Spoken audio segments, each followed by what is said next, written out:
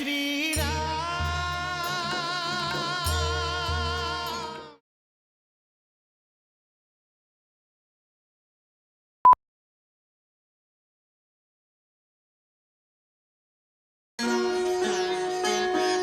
जय श्री राम, जय जय श्री राम।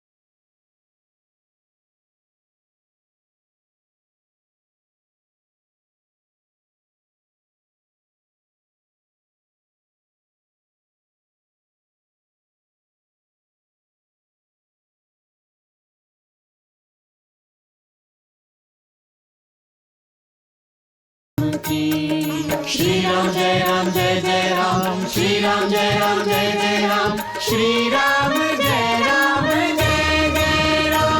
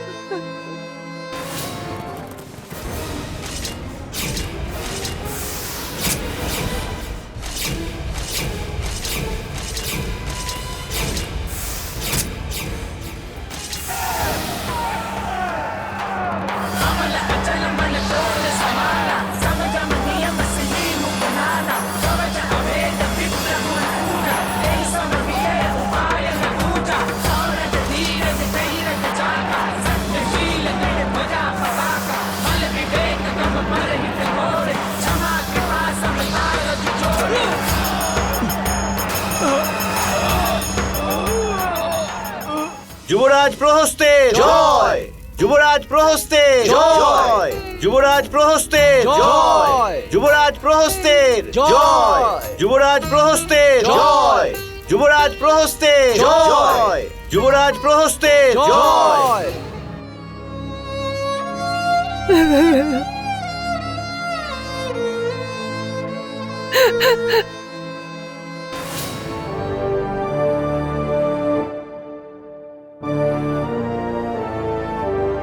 সীতা লঙ্কার রাজপরিবারের মহিলাদের জন্য উপহার পাঠিয়েছেন মহারাজ। অনাচারী, অধর্মী রাবণের এই লঙ্কার প্রত্যেক স্ত্রী বিধবা হতে চলেছেন।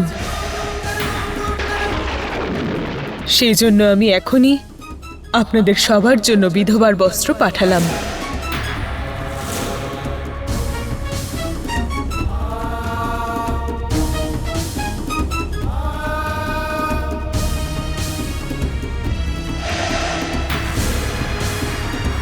সীতা!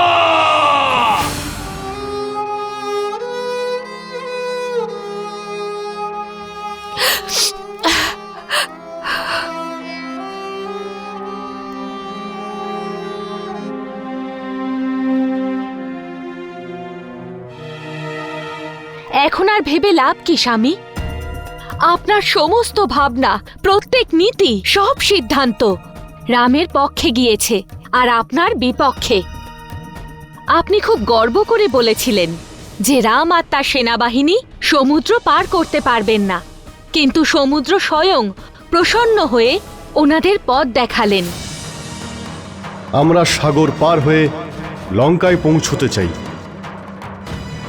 আপনি আমাদের সেই উপায় বলে দিন যাতে আমাদের সেনারা ওপারে যেতে পারে।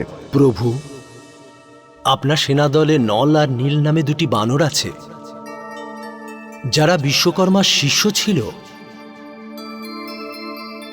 তারা একজন ঋষির কাছ থেকে বরপ্রাপ্ত হয়েছে যে আপনার আশীর্বাদে তাদের জলে ফেলা পাথর সবকটাই ভাসতে থাকবে।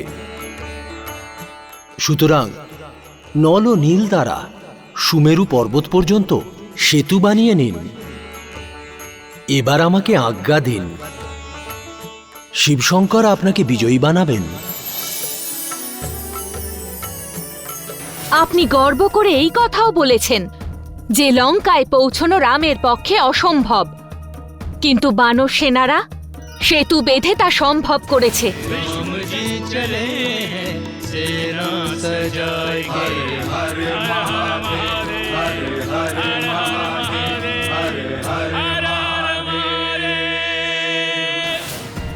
আপনি সব প্রচেষ্টা করেছেন যাতে সেতু না গড়তে পারে, কিন্তু বানর সেনারা আপনার প্রচেষ্টাকে ব্যর্থ করে সেতু ঠিক গড়ে তুলেছিল। বানর সেনাদের তুচ্ছ ভেবেছেন, কিন্তু সেই বানরই আপনাদের মতো শক্তিশালী মহারাজ থাকা সত্ত্বেও আপনার সোনার লঙ্কা পুড়িয়ে দিল। আপনার কোনো সেনারা কিচ্ছু করতে পারল না।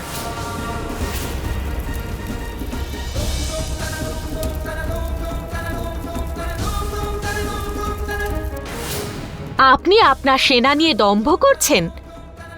মহাপরাক্রমী, শক্তিশালী দেবতাদেরও পরাজিত করতে পারে তাদের মধ্যে এমন একজনও অঙ্গদের পা নড়াতেও পারেনি। रावण के भट सारे, रावण के भट सारे शक्ति परीक्षा देकर हारे। पग नहीं टरा किसी के टारे, खम्भ गड़ाए दियो। घर के राम प्रभु का ध्यान पाँव जमाए दियो, पाँव जमाए दियो, पाँव जमाए दियो, पाँव जमाए दियो। এখনো পর্যন্ত আপনি সব প্রচেষ্টায় ব্যর্থ হয়েছেন, তাও আপনি নিজেকে বিজয়ী ভাবছেন মহারাজ। মহারানী, চিৎকার করলে সত্যিটা মিথ্যে হয়ে যাবে না মহারাজ। এই যুদ্ধের কারণ আপনি। যদি আপনি সীতাকে না নিয়ে মহারানী, আসতেন। আমি আর কিচ্ছু শুনতে চাই না। আপনাকে শুনতেই হবে স্বামী, আর আপনাকে মানতেও হবে যে এখনো পর্যন্ত আপনি শুধু ব্যর্থতা পেয়েছেন। আপনি তো নিজেকে বিজয়ী বলে ভাবছেন। যখন মহিরাবণ রাম লক্ষ্মণকে তুলে নিয়ে এলো, কি হয়েছিল?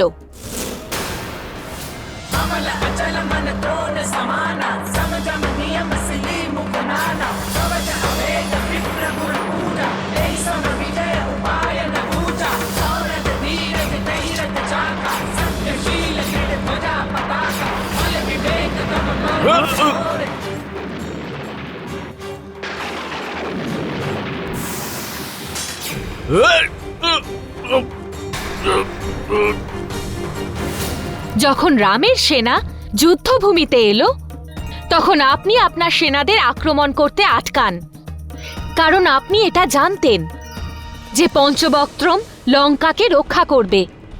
বানর সেনাদের লঙ্কায় প্রবেশ করতে দেবে না। বানর সেনারা লঙ্কার দেওয়াল ভাঙতে না পেরে মৃত্যুবরণ করবে। কিন্তু পঞ্চবক্ত্রম কি করলো?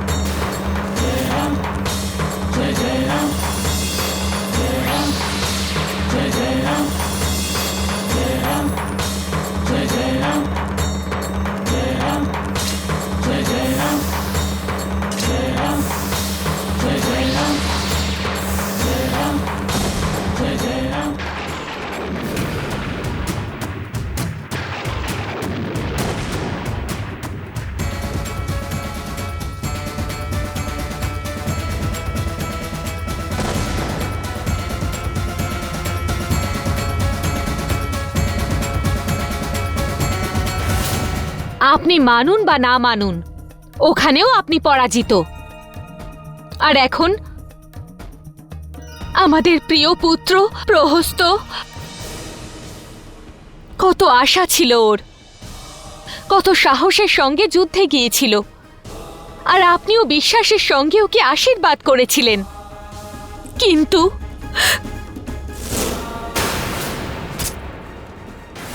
এখনো সময় আছে লঙ্কেশ।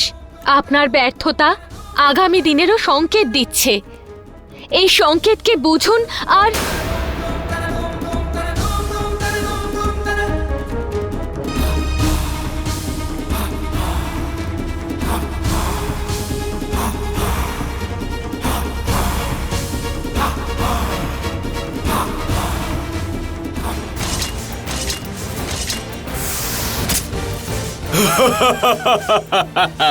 তুমি যেই হও না কেন, আমার সঙ্গে যুদ্ধ না করে এখান থেকে এগিয়ে যেতে পারবে না।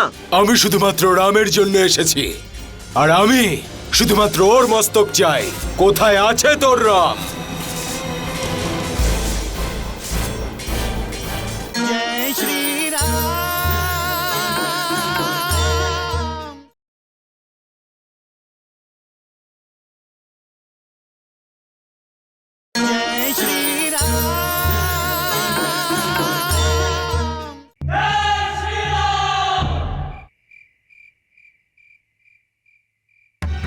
প্রহস্তের মৃত্যুর পর নিশ্চিত রূপেই দশানন রাবণ ক্রোধিত হবে প্রভু, আর ক্রোধিত রাবণ ভয়ঙ্কর হয়ে ওঠে।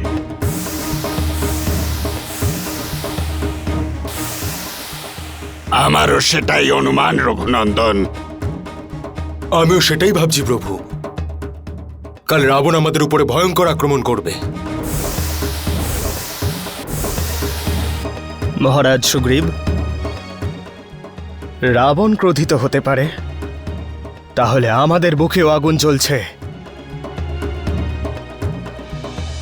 আর আমরা সেই আগুন দিয়েই ওর ক্রোধের সাথে সাথে ওর আক্রমণকেও ছাড়খাড় করে দেব।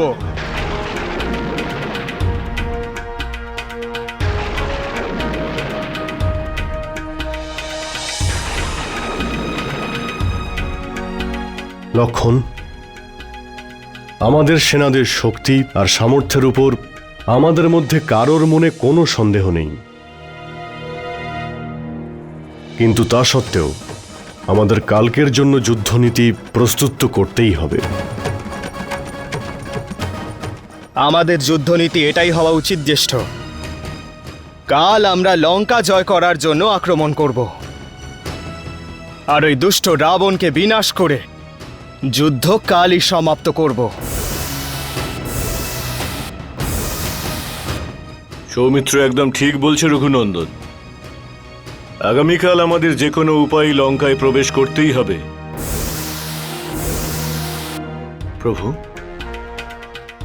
একবার আমাদের সেনা যদি রাবণের লঙ্কায় প্রবেশ করে যায়, তাহলে রাবণের বিনাশ নিশ্চিত।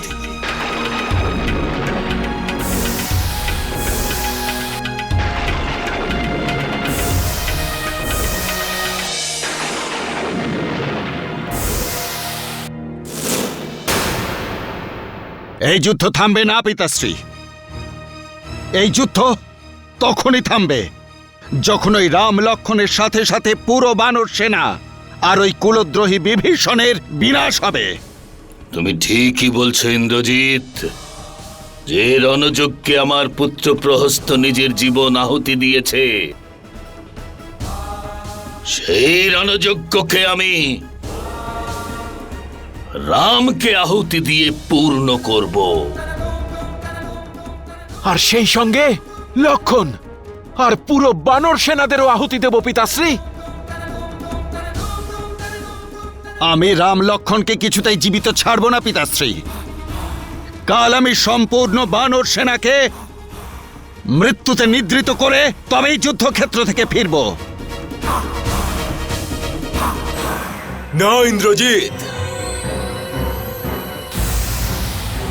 মকরাক্ষস। মকরাস? ভ্রাতা মকরাক্ষস?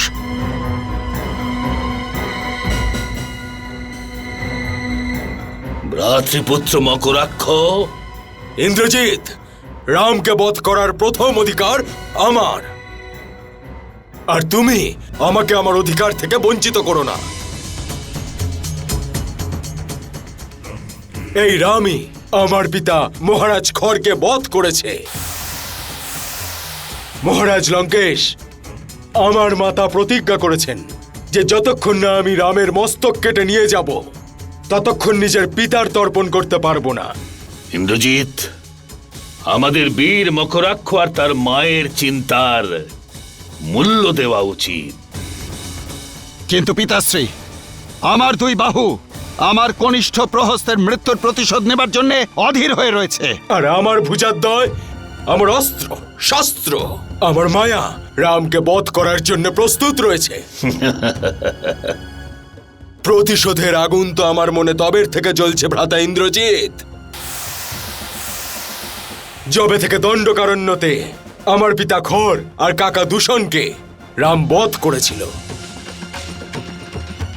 মহারাজ লঙ্কেশ, কাল আমি আপনার আশীর্বাদ নিয়ে রণভূমিতে পৌঁছে শত্রু সেনাদের সংহার করে দেব। প্রতিশোধের রাজনীতি দিয়ে যুদ্ধ নীতিতে কখনো সফল হতে পারবে না পুত্র। কাল আমি রামের মস্তক সঙ্গে করেই নিয়ে আসব। আমাকে আশীর্বাদ করুন লঙ্কেশ। বিজয়ী ভব পুত্র, বিজয়ী ভব।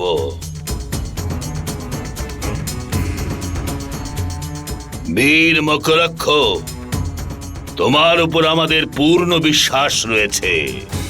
আর এটাও বিশ্বাস করি যে কাল তুমি যুদ্ধের সমাপ্তি ঘোষণা করেই ফেরত আসবে। হ্যাঁ, তোমার জয় হোক। বীর মকরাক্ষসের জয়, বীর মকরাক্ষসের জয়।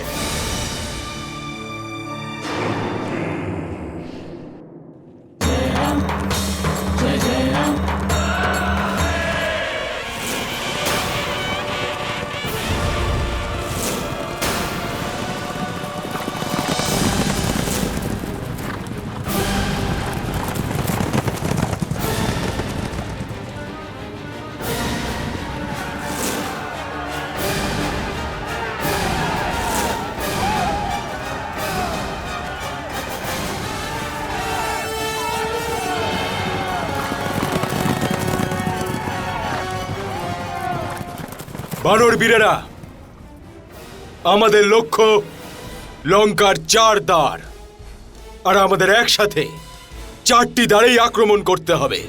হর হর মহাদেব, হর হর মহাদেব, আক্রমণ আক্রমণ।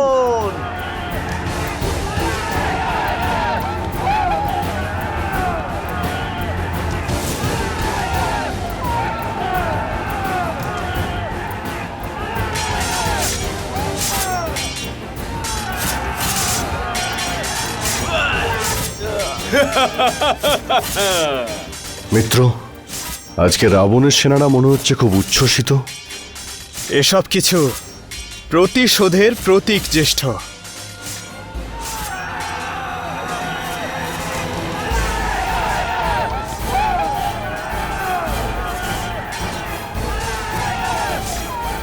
সারথি, রথ রামের দিকে এগিয়ে নিয়ে চলো।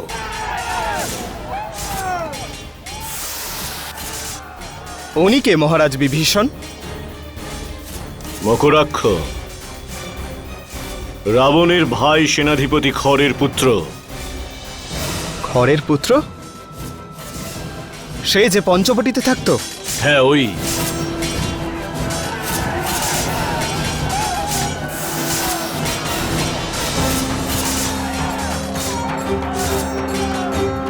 তুমি যেই হও না কেন, আমার সঙ্গে যুদ্ধ না করে এখান থেকে অগ্রসর হতে পারবে না। ওই দেখুন, 9 লোকে আটক করেছে।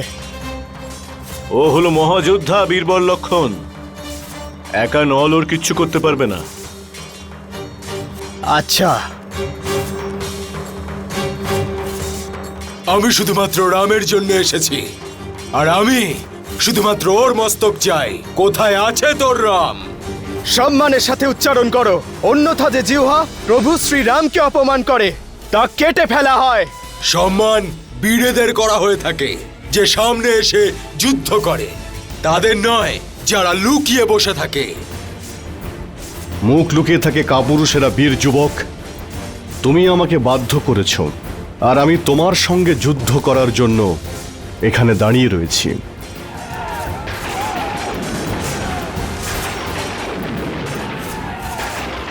কিন্তু আমি শুধু এটুকুই জানতে চাই, আমাকে যে যুদ্ধে আহ্বান করছে সে কে? আমি রাক্ষস পরিবারের পুত্র মকরাক্ষস। আমার বীর শৌর্য পিতা রাক্ষস রাজ খর পঞ্চবটিতে তোমার সাথে যুদ্ধ করতে করতে বীর গতি প্রাপ্ত করেছেন। ওনারই পুত্র হওয়ার দরুন আমি তোমাকে যুদ্ধে আহ্বান করছি।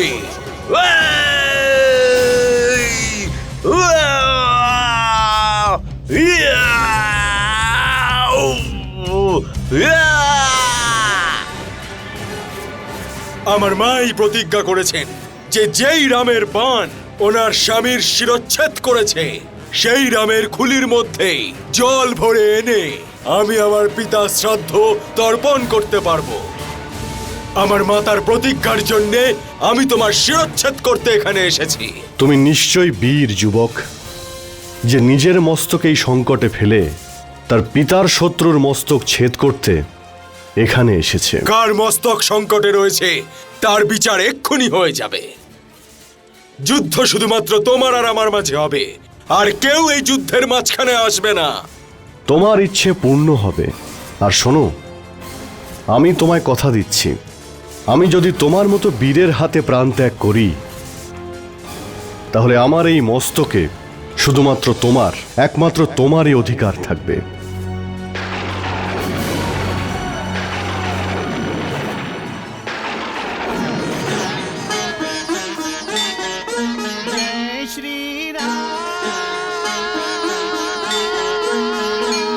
রাবণের যুদ্ধনীতিকাল কি হতে পারে?